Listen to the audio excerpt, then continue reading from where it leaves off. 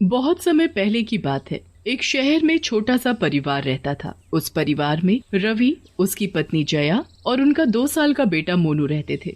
आज घर से मेरे बाबूजी का फोन आया था।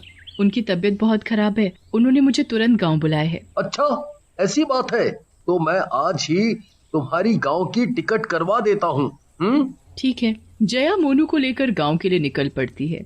जब वो अपने घर पहुंचती है तो देखती है कि उसके बाबूजी बहुत ही बीमार हैं और बिस्तर पर लेटे हुए हैं। बाबूजी, मैं आ गई। अच्छा हुआ बेटी जो तू आ गई। मैं कब से तेरा ही इंतजार कर रहा था। मैं अब आ गई हूँ ना, तो अब आप पहले जल्दी से ठीक हो जाओ। जया के बाबूजी धीरे धीरे ठीक होने लगते हैं। वो मोनू को जान से भी ज्यादा प्यार करते हैं और दिन भर बस मोनू ही मोनू करते रहते हैं। बेचारे बाबूजी यहाँ अकेले कैसे रह पाते हैं, तो पता नहीं वो कैसे मोनू को वापस जाने देंगे। उनको तो हर वक्त मोनू ही चाहिए। जया अपने बाबूजी का अपने बेटे के प्रति प्यार देखकर खुश भी होती है और उसे अब चिंता भी होने लगती है। पर बाबूजी तो मोनू के साथ बड़े ही खुश होते हैं। वो पूरा दिन बस उसी के साथ खेलते हैं और उसी के साथ ही खाना खाते हैं। मोनू भी अपने नाना को अब अच्छे से पहचानने लगता है और उसे भी अपने नाना के साथ रहना अब बहुत अच्छा लगता है। एक दिन जब सब लोग खाना खा रहे होते हैं तो जया अपने बाबूजी से बोलती है, बाबूजी, वो मैं बोल रही थी कि अब हमें यहाँ काफी दिन हो गए, आप भी अब बिल्कुल ठीक हो और मोनू के पापा भी वहाँ अकेले हैं, तो अब हमें वापस शहर चले जाना चाहिए। हाँ बेटी, बात तो तुम सही बोल रही हो, पर समझ नहीं आ रहा कि मैं मोनू के बिना अब कैसे रह पाऊंगा। तेरी माँ के जाने के बाद बिल्कुल अकेला हो गया हूँ। अब मोनू के साथ रहकर इतनी खुशी मिलती है कि मैं बता नहीं सकता, पर क्या कर सकता हूँ। आप परेशान न हो बाबूजी, आप हमारे साथ ही क्यों नहीं रह लेते? नहीं बेटी, हम लोगों के लिए तो बेटी के घर का पानी भी पीना पाप है और तुम वहीं रहने की बात कर रही हो। ओहो बाबूजी, आप भी ना कैसी बातें कर रहे हो, आजकल ये सब कोई नहीं मानता। तुम ये सब गांव की बातें नहीं समझोगी। खैर, कब जाना है तुम्हें वापस? मैं भी तुम्हें शहर छोड़ने चलूंगा। अरे, आपको तकलीफ उठाने की कोई जरूरत नहीं है, मैं चली जाऊंगी। मैं तो अपने मोनू के लिए जा रहा हूँ। इस बहाने मैं उसके साथ थोड़ा और वक्त बिता लूंगा। ठीक है बाबूजी। जया, उसका बेटा मोनू और उसके बाबूजी तीनों शहर की बस में बैठ जाते हैं। अरे बेटा मोनू, ये देखो बाहर कितने सुंदर सुंदर पेड़ हैं। मोनू अपने नाना की गोद में बड़ी खुशी से खेल ही रहा होता है कि अचानक बस का एक भयंकर एक्सीडेंट होता है। बस सामने से आ रहे एक ट्रक से बुरी तरह टकरा जाती है। बस अपना संतुलन खो देती है और नीचे नदी में गिर जाती है। बस में फंसे सभी लोग चिल्लाने और बाहर निकलने की कोशिश करने लगते हैं। जया तो उसी वक्त पानी में डूब जाती है, पर मोनू के नाना मोनू को ढूंढने के लिए हाथ पैर मारने लगते हैं। वो जैसे तैसे मोनू का हाथ पकड़कर रखते हैं और उसे पानी में डूबने नहीं देते। वो खुद पानी में डूबने लगते हैं और धीरे धीरे उनकी सांस बंद होने लगती है। थोड़ी देर में मोनू के नाना मर जाते हैं।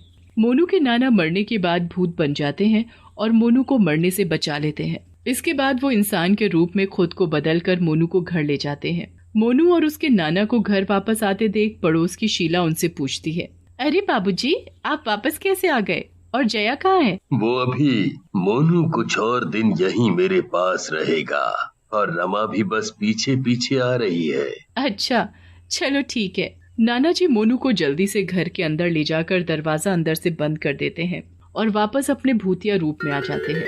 अपने नाना का ऐसा रूप देखकर भी मोनू बड़ा खुशी से उनके साथ खेल रहा होता है, जैसे उसे उनसे कोई डर ही नहीं है। मोनू के नाना उसके भीगे कपड़े बदल देते हैं। थोड़ी देर बाद मोनू को बहुत तेज भूख लगने लगती है और मोनू बड़ी तेज रोना शुरू कर देता है। अरे रे रे रे रे, मेरे बच्चे, चुप हो जा। मैं अभी तेरे लिए दूध लेकर आता हूँ। भूतिया नाना मोनू के लिए दूध लेकर आते हैं और उसको पिला देते हैं। दूध पीकर मोनू चुप तो हो जाता है, पर अब वो सोने के लिए परेशान होने लगता है। मोनू को तो बस अपनी माँ की गोद में सोने की आदत होती है। अब उसके नाना फिर से परेशान हो जाते हैं। उन्हें समझ नहीं आता कि वो मोनू को कैसे सुलाएं। थोड़ी देर बाद उनको एक तरकीब सूझती है। उसके बाद वो मोनू को उसमें लिटाकर झुलाने लगते हैं।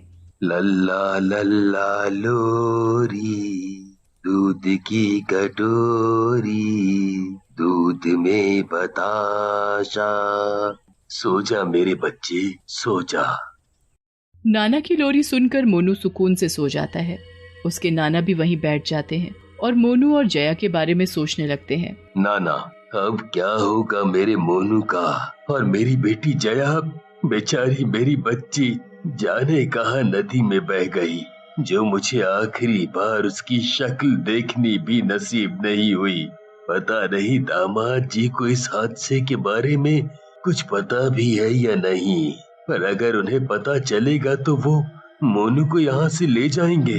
फिर मोनू का वहाँ शहर में कौन ध्यान रखेगा? दामाद जी तो ऑफिस चले जाएंगे। नहीं नहीं, मैं मोनू को किसी को नहीं दूंगा। मुझे इसे सबकी नजरों से छुपा कर रखना होगा। हाँ, सबकी नजरों से छुपा कर रखना होगा। मोनू के नाना मोनू को अकेले ही पालने लगते हैं और गांव वालों को इस बात की भनक भी नहीं लगने देते कि वो मर चुके हैं। वो हमेशा अपने घर के दरवाजे को बंद रखते हैं ताकि वहाँ कोई ना आ सके। ऐसे ही धीरे धीरे 2 दिन बीत जाता है। मोनू के नाना मोनू को बिल्कुल एक माँ की तरह पालने लगते हैं। वो रोज सुबह उठकर उसे नहलाते, उसे खाना खिलाते और उसके साथ खेलते। मोनू को भी अब धीरे धीरे अपने नाना के साथ रहने की आदत पड़ जाती है। एक दिन पड़ोस की शीला कुछ काम से वहां आ जाती है और दरवाजा खटखटाने लगती है। मोनू के भूतिया नाना आवाज सुनकर घबरा जाते हैं।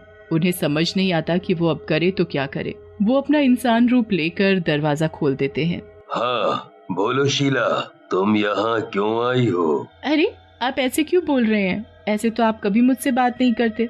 नहीं नहीं, तुम अभी जाओ यहाँ से, मैं कुछ काम कर रहा हूँ। अरे, पर ये तो बता दो आपकी जया कहाँ है? आपने तो उस दिन कहा था कि वो अभी आ रही है, पर मैंने तो उसे इतने दिन से एक बार भी नहीं देखा। वो काम कर रही है। अब तुम जाओ यहाँ से, मोनू रो रहा है। शीला को मोनू के नाना का व्यवहार बहुत अजीब लगता है, पर वो चुपचाप वहाँ से चली जाती है। उसे कुछ तो गड़बड़ लगती है, इसलिए वो रात को फिर से वापस आती है और चुपके से खिड़की से झांक कर अंदर देखने लगती है। अंदर का नजारा देखकर तो उसके होश ही उड़ जाते हैं। एक भूत मोनू को अपने बच्चे की तरह खिला रहा होता है और मोनू उसे नाना नाना बोल रहा होता है। हे भगवान, मतलब ये नाना तो भूत है, पर ये सब मामला आखिर है क्या? मुझे इसका पता करना होगा। शीला वहाँ से चली जाती है और अपनी 2-4 सहेलियों को ये बात जाकर बताती है।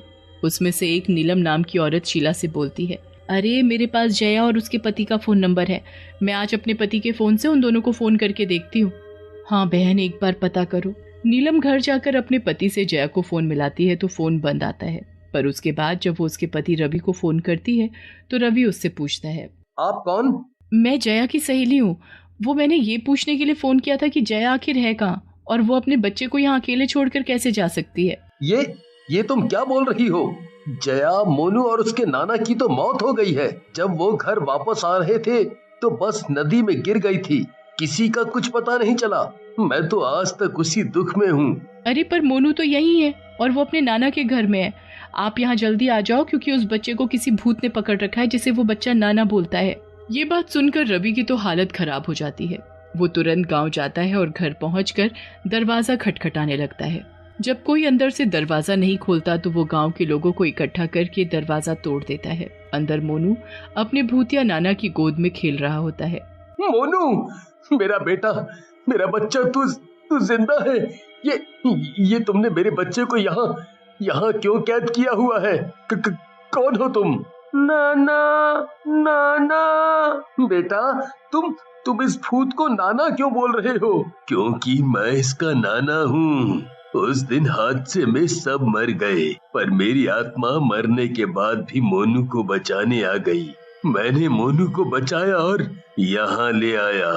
आपने मोनू को सबसे छुपा कर क्यों रखा? मेरा मोनू ही मेरे जीने का एक सहारा था। मैं किसी पर भरोसा नहीं करता, इसलिए मैंने ऐसा किया।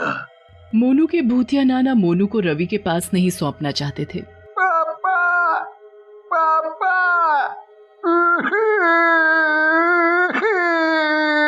वो अपने नाना की गोद से निकलकर अपने पापा के पास भागता है। रवि जल्दी से मोनू को गोद में उठा लेता है। रवि का मोनू के प्रति प्यार देखकर उसके नाना को समझ आ जाता है कि वो मोनू के साथ गलत कर रहे हैं और यही